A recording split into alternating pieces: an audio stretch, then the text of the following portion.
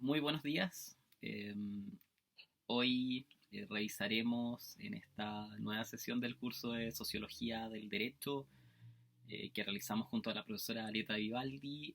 Revisaremos el texto Ideología y aparatos ideológicos de Estado del pensador francés Louis Althusser, el cual está compilado en un texto de Fondo de Cultura Económica llamado Ideología, compilado por Slavoj Žižek, en el cual realiza una compilación, una agrupación de textos que refieren a este problema de la filosofía política, pero que tiene una repercusión sociológica importante, eh, que es justamente el de la ideología, ¿no? Que uno podría situar en un autor que ya hemos revisado en este curso, ¿no? Que es Karl Marx, ¿no? En su texto famoso y canónico llamado La ideología alemana,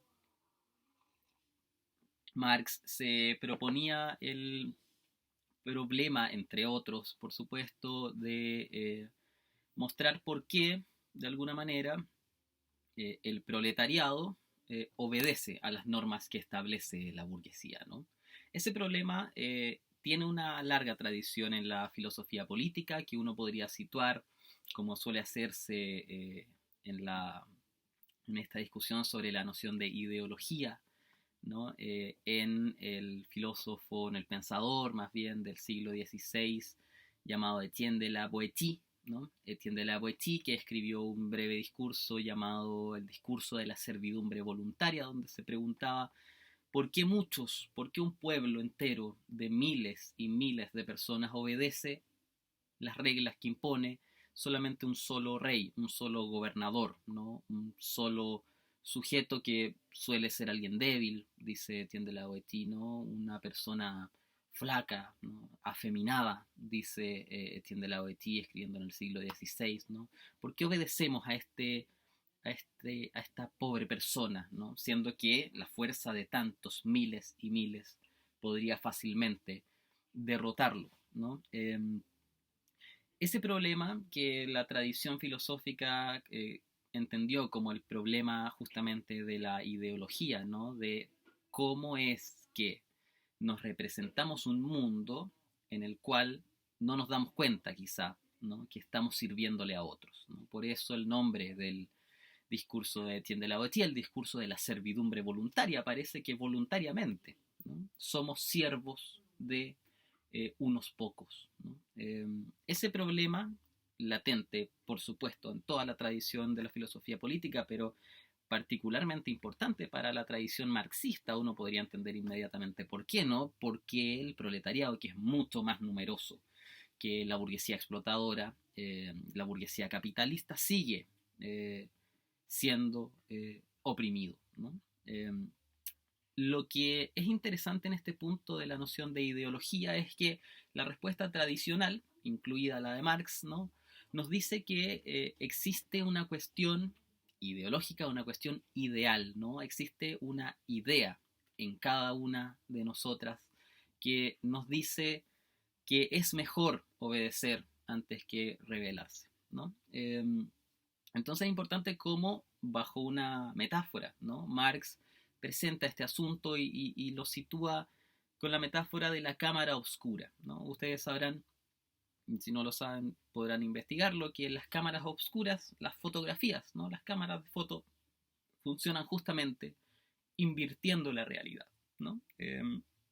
La realidad que percibe una cámara fotográfica es inversa a la que resulta como resultado de la fotografía, ¿no? Entonces esta idea de invertir la realidad, ¿no? Demostrar que, lo que quiere decir Marx con Engels, es que hay una realidad, ¿no? Que es presentada de manera inversa a quienes son gobernados, a quienes son servidores, ¿no? A quienes resultan ser los gobernados, ¿no? Esa idea de la inversión, ¿no? De la realidad es fundamentalmente importante para este punto de la ideología y es un punto sumamente relevante, diría yo, para efectos generales de la sociología, ¿no? La comprensión de que la ciudadanía o una sociedad completa, ¿no?, puede ser engañada, ¿no? Si es que se le invierte la realidad, si es que se le dice, por ejemplo, usted trabaje y trabaje y trabaje, que así logrará la libertad, ¿no? Trabaje, trabaje, trabaje, que así usted logrará algún día ser rico o rica, ¿no? Ese punto es particularmente importante para la filosofía porque sitúa la discusión de la ideología, al menos hasta Marx, al menos hasta el siglo XIX, en el punto que uno podría llamar en un punto idealista, ¿no? En un punto que sitúa el problema en la idealidad del asunto. Y con idealidad me refiero a que lo sitúa en que los sujetos tenemos una idea, ¿no? Una idea de cómo es esa sociedad invertida, ¿no? Y por eso es importante revisar este texto que está asignado y que ustedes tuvieron probablemente la ocasión de revisar, que es el texto de Althusser, porque justamente el texto de Althusser lo que hace es invertir la estructura de esa argumentación, ¿no? Y, y lo hace en un sentido muy particular, porque Althusser lo que hace es mostrar que el problema de la ideología no es un problema idealista, por así decirlo, un problema de la mera percepción de los sujetos, sino que es un problema material, ¿no? Es un problema materialista, ¿no? Y el modo en que Althusser presenta este asunto es particularmente importante y tiene relación con una de las respuestas que da a quien mencionábamos anteriormente, que es Etienne de la Boétie, ¿no? Este autor que escribió en los años 1576, si no me equivoco, por ahí, más o menos, segunda mitad del siglo XVI, escribió este discurso de la servidumbre voluntaria, y una de las respuestas que daba a su pregunta, ¿no?, de por qué muchos, miles, obedecen a uno, Etienne de la Boétie decía que era por educación o por cultura, por costumbre, ¿no? Somos educados de cierta manera, somos educados para servir de cierta manera, ¿no? Y culturalmente eso se asienta como una relación natural y simplemente seguimos haciéndolo de manera, podríamos decir, inconsciente, ¿no? La servidumbre voluntaria que realizamos, ¿no? Es algo que realizamos de manera automática, producto de una inercia, ¿no? Lo que quiere cuestionar el marxismo en general y Althusser en particular como exponente del marxismo, ¿no? Es justamente poner en duda esta idea de que hay una idea dentro de nosotros que nos hace servir, que nos hace ser gobernados sin oponer ningún tipo de resistencia, ¿no? Entonces es importante comprender quién es Louis Althusser, en qué contexto está escribiendo y cuáles son sus principales argumentos en este texto, relacionados por supuesto con las discusiones que ya hemos tenido y con el modo en que eso puede servir para analizar la cuestión de la sociología, ¿no? Entonces es importante comprender que este texto, el de Althusser, es publicado el año 69, republicado el año 1970, ¿no? Althusser es un autor relativamente contemporáneo y muy influyente en la discusión filosófico-política actual, ¿no?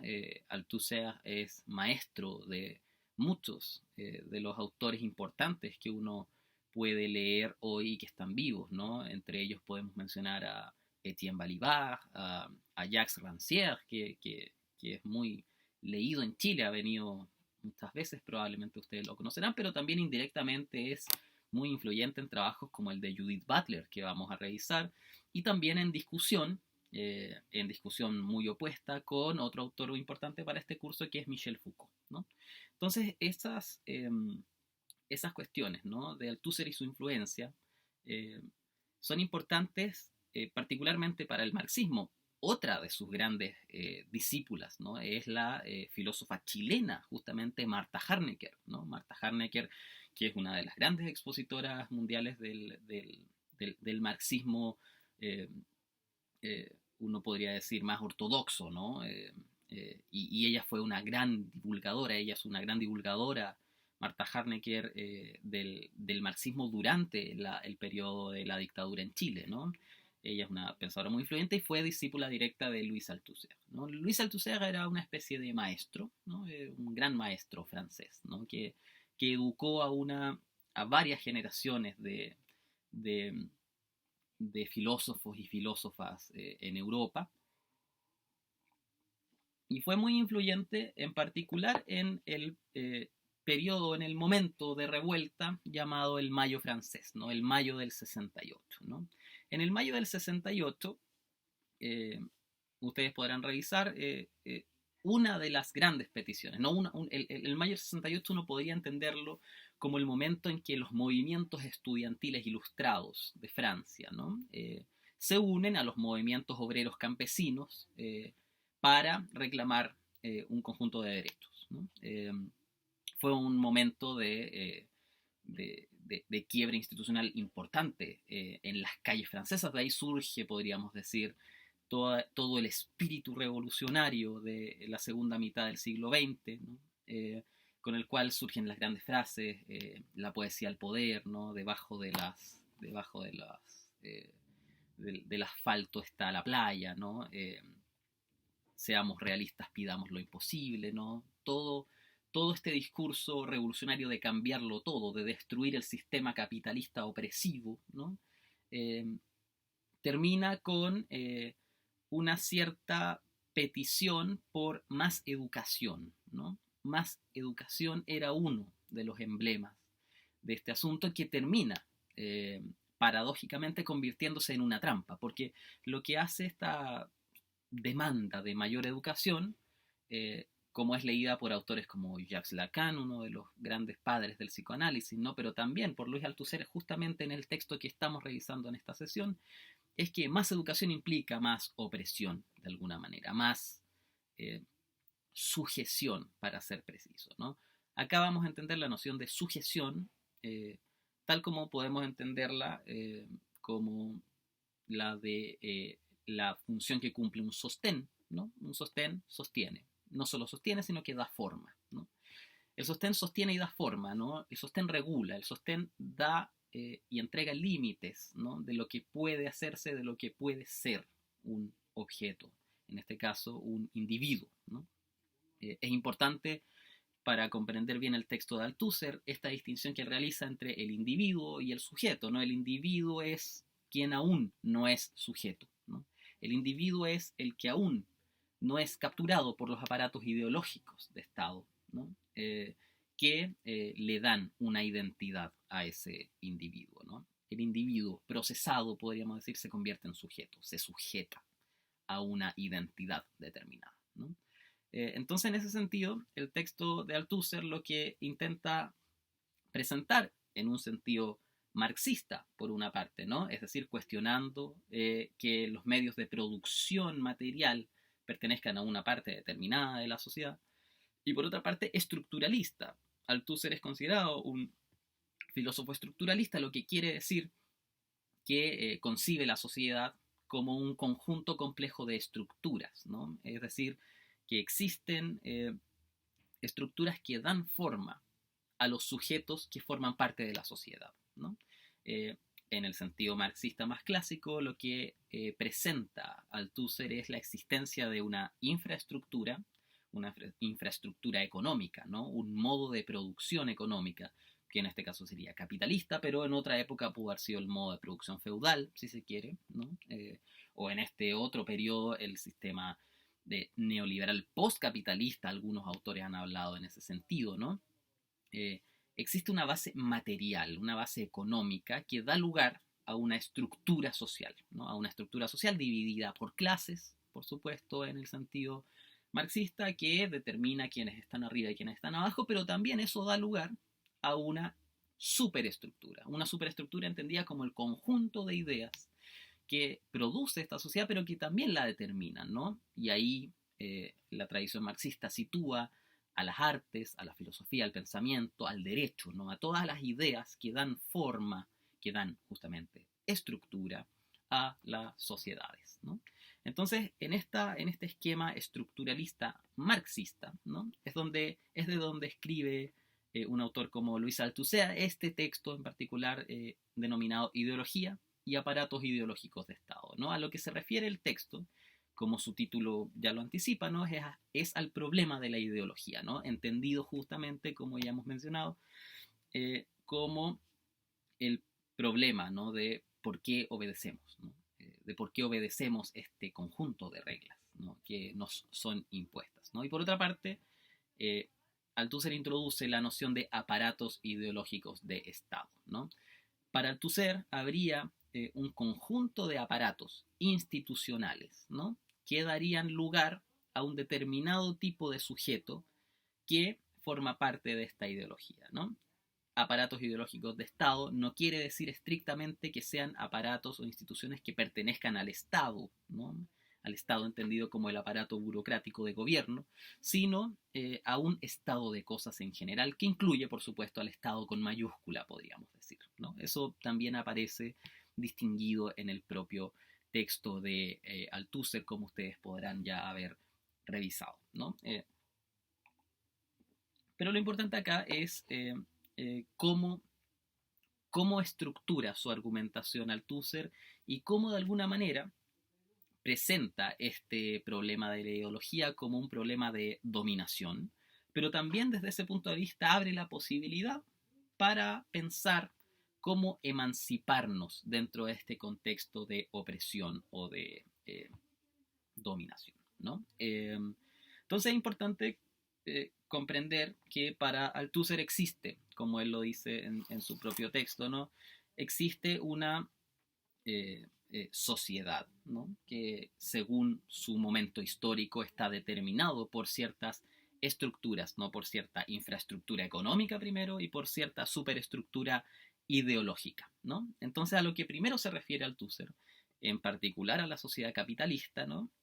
Es a una idea muy interesante, ¿no? Que el capitalismo requiere y necesita no solamente reproducir su mano de obra, no solamente requiere que los obreros sigan teniendo hijos obreros, no solamente recurriendo a la noción primera de proletario, ¿no? Proletario significa aquel que trae hijos al mundo, ¿no? Aquel que se reproduce, ¿no? Aquel que reproduce la mano de obra en una sociedad. Esa es la noción de proletario más clásica, ¿no? Uno podría decir, ¿no? Entonces lo que necesita materialmente en términos de infraestructura económica, dice Althusser, lo que necesita el capitalismo es no solamente producir y reproducir sus fuerzas de trabajo, ¿no? Porque dice Althusser, si es que no se reprodujeran las fuerzas de trabajo durante un año, el capitalismo se acabaría, ¿no? El capitalismo requiere no solamente que el trigo eh, eh, aparezca, ¿no? Que el trigo sea cosechado año a año, estación a estación, ¿no? Si no se reproduce ese ciclo, ¿no? De siembra y de cultivo y cosecha, ¿no? Los, de la mercancía, ¿no? Si se quiere decir en el lenguaje marxista, ¿no? Si no logramos reproducir los objetos que vamos a vender dentro del sistema capitalista, el sistema fracasa. Pero también fracasa el sistema si es que no se reproducen las condiciones, la fuerza de trabajo que permite que justamente esos objetos se terminen reproduciendo también, ¿no? Entonces, un primer punto relevante para Althusser es justamente que el capitalismo requiere reproducir sus fuerzas de trabajo, ¿no? Pero junto con ello, ¿no? Y esto puede ser incluso más importante que la reproducción material de las fuerzas de trabajo, es la reproducción de la ideología en el sentido de la reproducción de las relaciones de producción, ¿no? Las relaciones de producción, dice Althusser, son las relaciones de producción capitalista, es decir, que exista un burgués capitalista explotador que tenga una relación asimétrica y jerárquica con un conjunto de trabajadores, ¿no? Esa relación debe ser reproducida. ¿Y cómo se reproduce algo así? Se pregunta Althusser, ¿no? Porque queda más o menos claro que la reproducción de las fuerzas de trabajo significa reproducir y hacerse reproducir a los hombres y a las mujeres que trabajan, ¿no? Ese tipo de reproducción nos queda mucho más clara. Pero ¿cómo se reproduce una idea? Es lo que se pregunta Althusser finalmente, ¿no? Y eso es lo que él llama las relaciones de producción, es decir, la pregunta de cómo reproducimos las relaciones de producción, ¿no?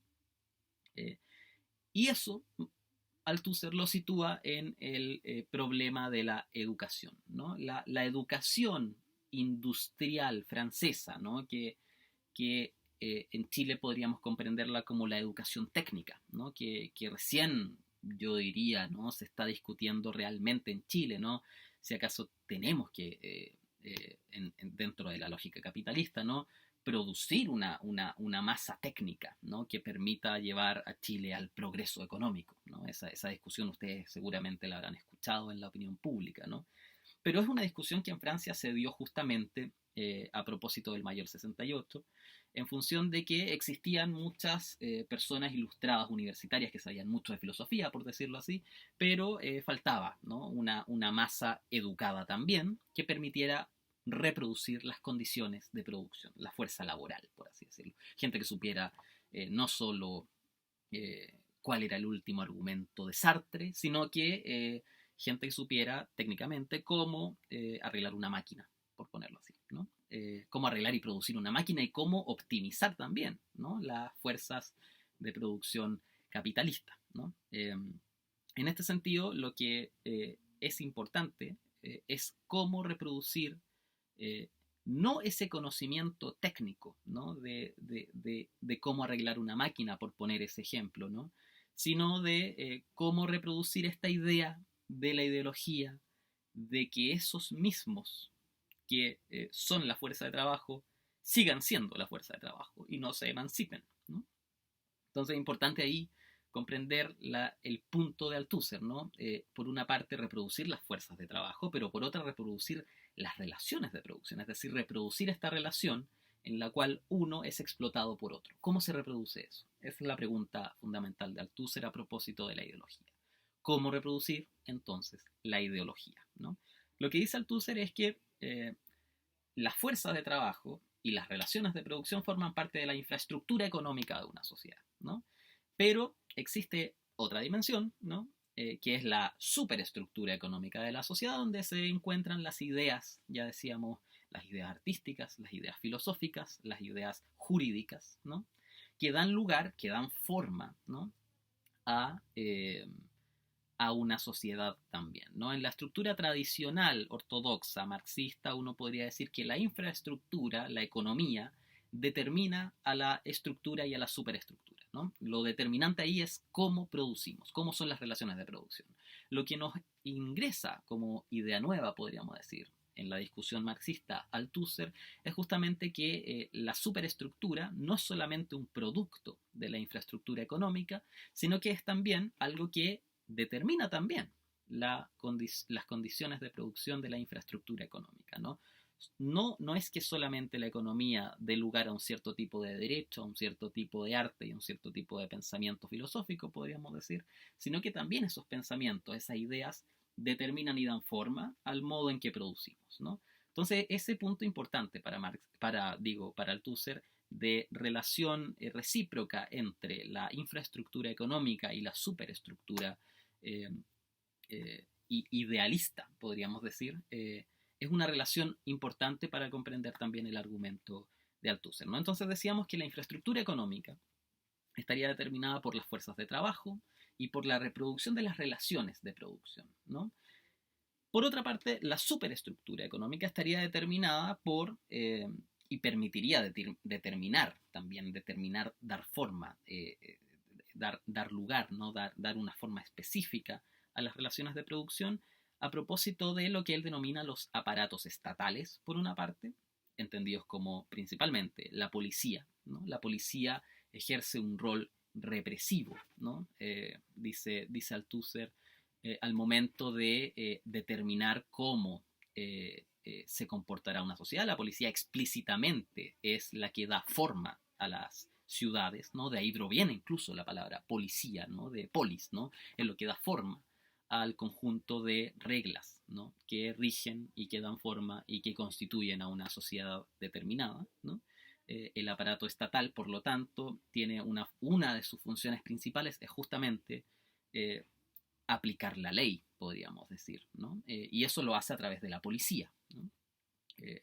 Pero por otra parte existe, lo que dice Althusser, desperdigado por toda la sociedad, los aparatos ideológicos de Estado, ¿no? Los aparatos ideológicos de Estado que incluso Althusser enumera en algún pasaje del texto, ustedes podrán ya haberlo revisado, ¿no? Dice aparatos ideológicos de Estado, tales como el aparato ideológico de Estado religioso, ¿no? Donde podemos encontrar las distintas iglesias, el aparato escolar, donde encontramos las escuelas públicas, privadas, ¿no?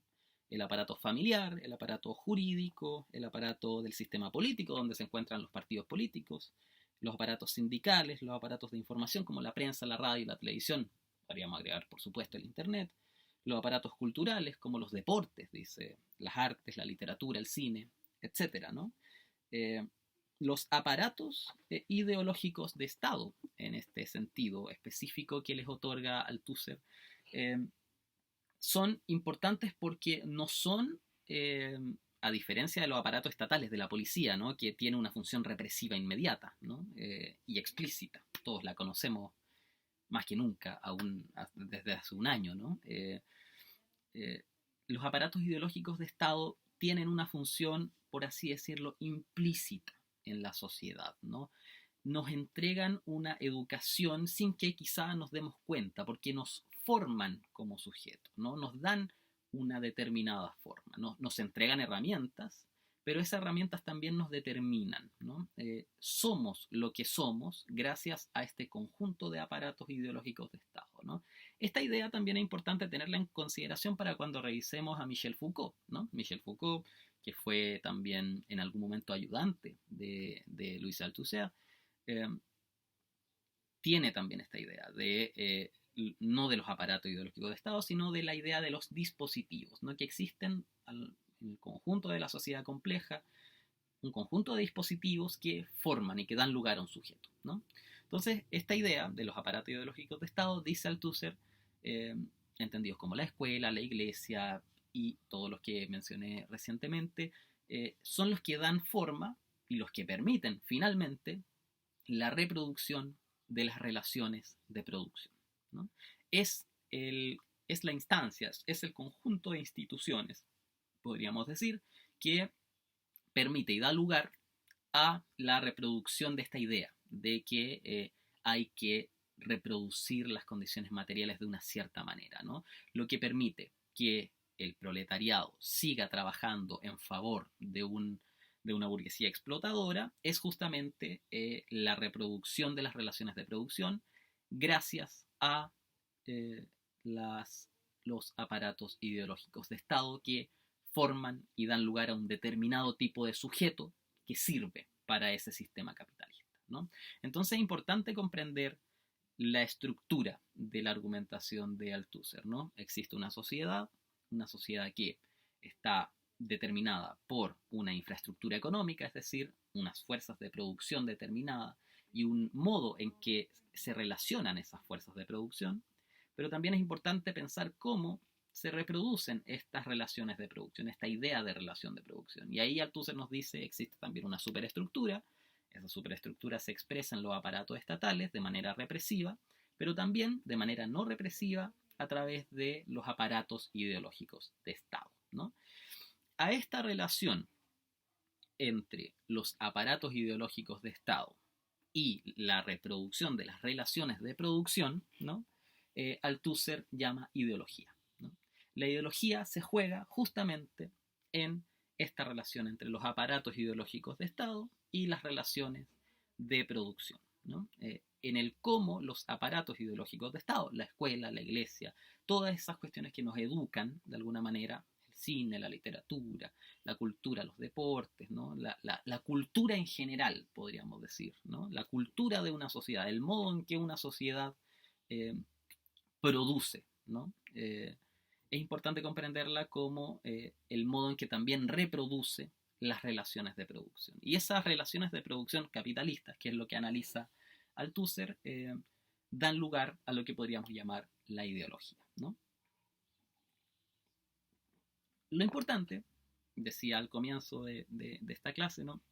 Lo importante es comprender en Althusser un giro innovativo, ¿no? Podríamos decir, de la noción de ideología que tradicionalmente es comprendida bajo esta figura de Marx y Engels en la ideología alemana, como mencionaba, de la cámara invertida, ¿no? Pareciera que el capitalista invierte la realidad al obrero, diciéndole que no es explotación lo que él está viviendo, sino que es justamente liberación, ¿no? El que usted trabaje para mí es el modo en que usted se libera, ¿no? El trabajo os hará libres, podríamos decir, ¿no? Ese es como el punto máximo del sistema de producción capitalista, ¿no? Usted trabaje para liberarse, justamente, ¿no? Escondiéndole la verdad del asunto, ¿no? Está esa idea, ¿no? Está esa idea del engaño en la ideología tradicionalmente, ¿no? Hay un engaño a un conjunto de la población que le dice que su explotación es justamente el lugar para su libertad, ¿no? Lo que nos quiere mostrar Althusser es que hay que cambiar el enfoque de ese problema y Althusser entrega, ¿no? Una, podríamos decir, especie de nueva definición de la ideología en su tesis primera del texto que ustedes tuvieron oportunidad de revisar, que es el Ideología y Aparatos Ideológicos de Estado. Y Althusser nos dice, la ideología representa la relación imaginaria de los individuos con sus condiciones reales de existencia, ¿no? La ideología representa la relación imaginaria, ¿no? Cómo yo me imagino a mí mismo, dice Althusser, ¿no? Haciendo lo que hago. Yo hago clases, ¿no? Virtuales de lo que me gusta, ¿no? Que es la filosofía, un conjunto de estudiantes, y yo me siento libre en este momento porque estoy haciendo lo que me gusta y le expreso las ideas que yo encuentro interesantes a un conjunto de personas que están ávidas de saber, ¿no? Eso podría ser una relación imaginaria conmigo mismo, ¿no? Dice Althusser, la ideología representa la relación imaginaria de los individuos, ¿no? Con sus condiciones reales de existencia, ¿no? Mis condiciones reales de existencia pueden ser absolutamente otras respecto de lo que yo imagino que son, ¿no? Entonces es interesante cómo Althusser a esta tesis, ¿no? Le agrega otra, ¿no? La tesis primera era esa, ¿no? La ideología es la representación, ¿no? De la relación imaginaria de los individuos con sus condiciones reales de existencia, ¿no? La ideología lo que hace es, y hasta ahí es marxista tradicional, ¿no? Presentar una relación imaginaria, como yo me imagino el mundo de la mejor manera posible, soy libre, etcétera, con la realidad del asunto, ¿no? Y Althusser ahí agrega otro punto que dice la ideología tiene una existencia material. Y eso es importante, ¿no? Porque uno podría decir que con la primera definición uno dice todo el asunto de la ideología pasa por cómo yo me imagino el mundo, por cómo yo me imagino de manera contraria a lo que es mis condiciones reales de existencia, ¿no? Mis condiciones reales de existencia pueden ser o pueden ser descritas como que en lugar de que yo me emancipo haciendo estas clases que tanto me gustan, ¿no?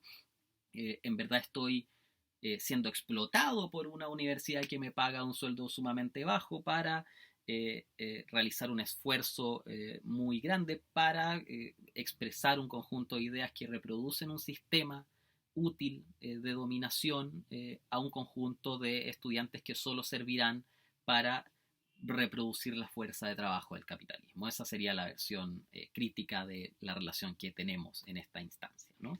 Uno podría decir que la primera que describí como el momento en que, el bello momento en que se reproduce el saber entre un maestro ignorante y su conjunto de estudiantes ávidos de saber, es una relación meramente imaginaria en relación con la verdad del asunto, que es una relación de explotación más, ¿no? La educación universitaria es una relación de explotación más, ¿no? Lo que nos dice Althusser es que esa cuestión imaginaria, ¿no? No es solamente imaginaria, sino que es real y es material. ¿Y qué quiere decir con esto? Que sea material, es que no está en la cabecita de cada uno, ¿no? No está en la cuestión meramente idealista, ¿no? No es solamente una idea que se reproduce, sino que es un conjunto de prácticas materiales, ¿no?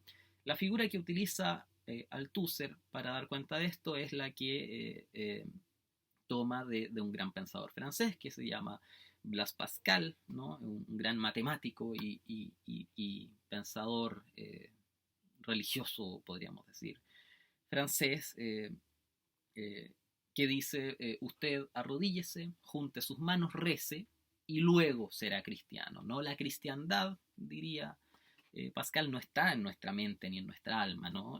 Sino que se expresa verdaderamente en nuestras prácticas, ¿no? Y nuestras prácticas materiales tienen que ver con nuestra corporalidad, ¿no? Con el modo en que interferimos efectivamente en el mundo concreto, material, en definitiva, ¿no? Eh, entonces, en ese sentido, es interesante lo que hace Althusser, que es invertir el problema de la ideología, pasarlo desde la superestructura ideológica, ¿no? Desde las grandes ideas, ¿no? que están rondando en la cabeza de quienes son explotados, para darle una caída eh, particularmente material, concreta, podríamos añadir, ¿no? Entonces, es interesante cómo Althusser da lugar a que los sujetos en general, ¿no? Son aquellos que están determinados a un conjunto de conductas antes que a un conjunto de ideas, ¿no? Lo importante es que para la ideología no es que el obrero, por así decirlo, crea que trabajando se está liberando, sino que justamente trabaje, ¿no? Que haga su trabajo, ¿no? Esta idea que lo revisa un filósofo como Slavoj Žižek, eh, a propósito de la película de Terry Gilliam, Brasil, ¿no? En la cual se muestra una sociedad distópica, en la cual todo es burocrático, todo es muy complejo, todo es muy gris, todas las personas realizan el mismo trabajo de burocracia en una oficina de 2x2, gris, con muchos papeles, ¿no? Todos hacen el mismo trabajo y la película se centra en la figura de una persona que, como todas, hace el mismo trabajo burocrático, que no hace más que reproducir el sistema de explotación, pero nos muestra que durante las noches ese individuo, ¿no?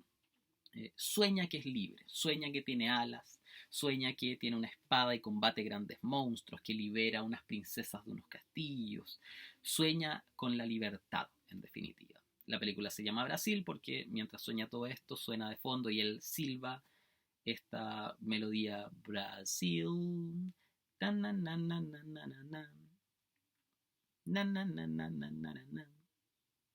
Entonces, mientras él va a trabajar, tal como los otros, va silbando.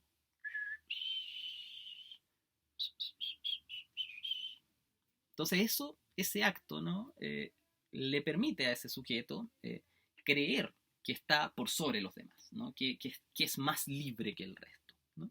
Y que sea más libre que el resto nos termina mostrando la película y también nos mostraría el argumento de Althusser, es que él no es distinto de los demás, ¿no? No es distinto de los demás porque sigue realizando las mismas prácticas, a pesar de que él crea, ¿no? Y sepa que todos estamos siendo explotados, pero yo por las noches soy libre en mis sueños, realiza la misma operación que todos los demás, ¿no? Y que realiza la misma operación de todos los demás es lo importante para un sistema de explotación, ¿no? Porque justamente eso es la reproducción de las relaciones de producción y la reproducción de las fuerzas de trabajo, ¿no? Lo importante no es lo que usted piense, ¿no? Da lo mismo que usted sea un anarquista revolucionario, ¿no? O un capitalista neoliberal, ¿no? Mientras haga la pega que el capital le exige, ¿no? Entonces, en ese sentido, es interesante cómo presenta el asunto Althusser, lo presenta en ese sentido material, en el sentido de las prácticas corporales, podríamos decirlo, ¿no? Pero eso mismo, Althusser, pasando a la otra parte del argumento, se pregunta por cómo podemos o cómo podríamos, ¿no? Emanciparnos de esta relación opresiva, ¿no? Porque pareciera que no hay escapatoria, ¿no? Por una parte, tenemos una reproducción de las fuerzas de trabajo en términos de infraestructura económica y por otra parte tenemos una hiperreproducción de las creencias, ¿no? Que tenemos del sistema del cual participamos, ¿no? Al cual llamamos en esa relación ideología, ¿no? Eh, lo que dice Althusser es que la ideología tiene un funcionamiento específico, ¿no? Y ahí él recurre a una noción que él llama interpelación. La interpelación, que en francés appeler, ¿no?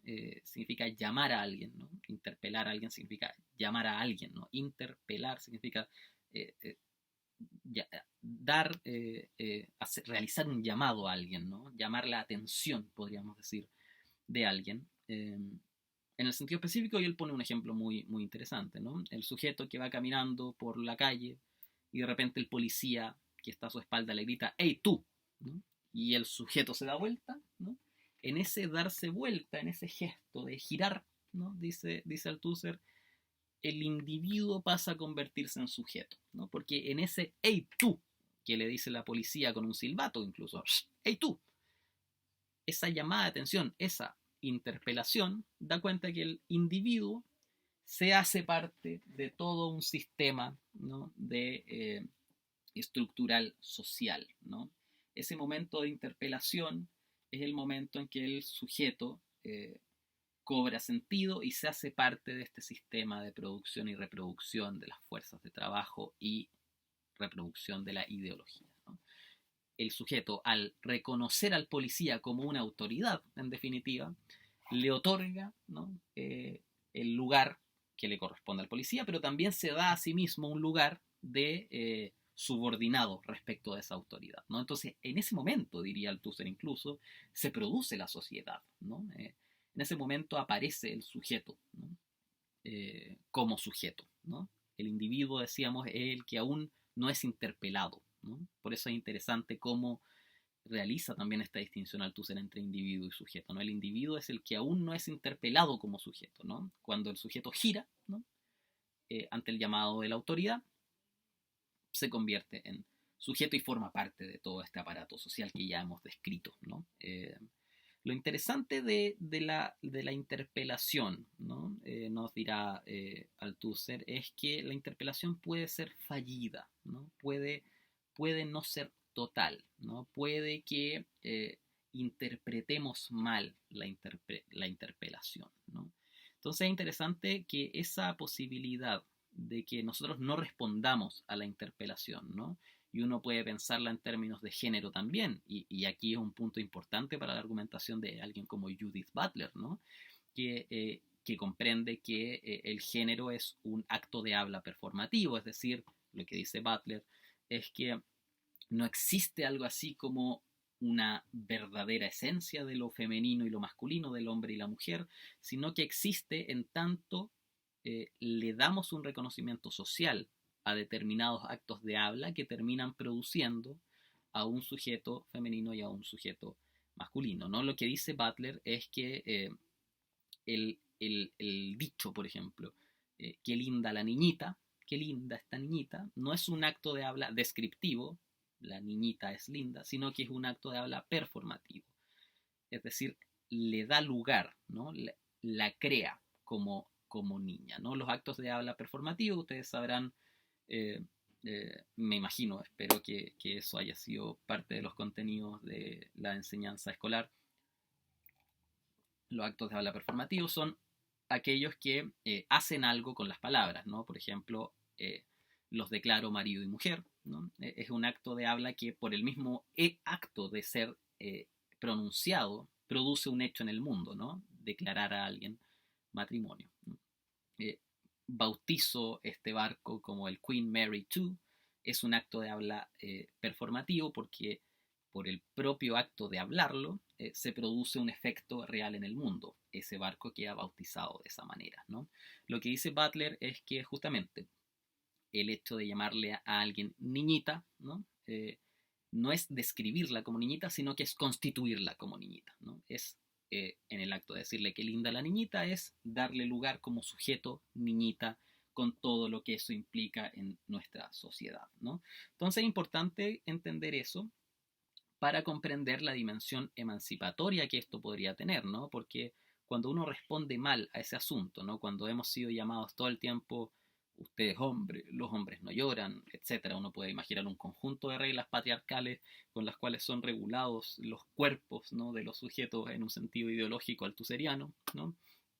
Uno podría pensar que la posibilidad de emancipación de ese conjunto de reglas, ¿no? Opresivas, y que determinan, ¿no? Al individuo en un cierto tipo, como un cierto tipo de sujeto, ¿no? Eh, está su fragilidad, podríamos decir, radica en la posibilidad de que ese mensaje performativo sea malentendido, ¿no? Y que sea malentendido implica que dé lugar a un mal sujeto, es decir, aquel que es llamado como niñita que no responda como niñita. Es decir, que mediante el acto performativo eh, que intenta más bien determinar a ese sujeto de una determinada manera, la respuesta de ese sujeto sea otra, ¿no? Que ese que es llamado niñita responda con otra performance, con la performance que no corresponde a una niñita, ¿no? Que interprete otro rol, ¿no? Entonces, claro, es interesante cómo en términos marxistas altuserianos, ¿no? Uno podría pensar que el hecho de que el proletariado o que la clase trabajadora, para ponerlo en un lenguaje eh, más, eh, más claro, ¿no? Eh, que la clase trabajadora sea interpelada como clase trabajadora, ¿no? Puede ser interesante que analicemos, ¿no? El momento en que esa clase trabajadora deja de trabajar, pone a descansar su trabajo para convertirse en otra cosa, para convertirse en un pueblo, ¿no? En un pueblo que protesta y que no y que no responde, ¿no? A ese trabajo forzoso, podríamos decir, ¿no? Que es una discusión que se presentó mucho en relación con las protestas estudiantiles en Chile, ¿no? El discurso conservador de derecha decía que los estudiantes ya no están estudiando, ¿no? Se dedican a protestar, ¿no? Pero justamente desde el punto de vista altuseriano uno podría decir que el estudiante ya no se deja interpelar por el llamado a ser estudiante, sino que justamente se emancipa de ese llamado y se constituye como otro tipo de sujeto, se constituye justamente como un sujeto político, como un agente político, como un protestante, como un pueblo en definitiva, ¿no? Entonces es interesante para la discusión en la clase, creo yo, pensar esta idea de emancipación a propósito de la noción de ideología de Althusser, pensando en lo que significa, ¿no? Una constitución fallida del sujeto, ¿no? Una mala constitución, lo que Althusser denomina el mauvais sujet, el mal sujeto, ¿no? ¿Qué es el mal sujeto, ¿no? ¿Qué significa no responder a esta interpelación ideológica, ¿no? ¿Cómo ustedes podrán imaginar el hecho de no responder a esta interpelación institucional, ¿no? Esa es la pregunta clave que uno debe hacerle a Althusser y que Althusser no presenta como respuesta, podríamos decir, en su texto, ¿no? Pero que la deja abierta como posibilidad, ¿no? De emancipación y de ruptura de esta relación entre la sociedad, la superestructura, los aparatos ideológicos de Estado, las relaciones de producción, la ideología y la producción de sujetos, ¿no? Cómo toda esta cadena, ¿no? Puede ser de alguna manera rota, ¿no? Entonces, eso es el contenido fundamental, creo yo, para discutir la relación con un curso de sociología del derecho como el que estamos practicando acá, para dar cuenta de no solamente de la condición descriptiva que tiene la sociología de las sociedades, sino también de la posibilidad política emancipadora que nos puede otorgar un análisis sociológico determinado, ¿no? Y este texto en particular nos servirá mucho para bifurcar de alguna manera el curso, que es algo que vamos a empezar a hacer desde las próximas sesiones, ¿no? Que es la posibilidad de leer el problema, eh, lo vamos a ver con Michel Foucault, ¿no? El problema del poder, ¿no? Por una parte, cómo funciona el poder, pero también el problema de la resistencia, ¿no? Cómo es que podemos resistir a ese poder, que es algo que también va a estar en Judith Butler, ¿no? Cómo es que funciona el sistema heteronormativo de producción de sujetos, pero también es cómo podemos, ¿no? Enfrentar a ese sistema de producción de sujetos, ¿no? Entonces, esta es una idea que yo creo que será clave en lo que viene para el curso y que tendrá y dará lugar sin duda a una, espero, fructífera discusión el día miércoles. Así que, sin otro particular, espero que puedan leer con atención el texto y que tengan en cuenta esta línea de lectura para que tengamos un objeto común y podamos discutir en profundidad estos asuntos. Así que, sin otro particular, sin nada más que decir, dejo hasta aquí esta clase y les agradezco mucho que tengan un muy buen día, una muy buena tarde. Eso.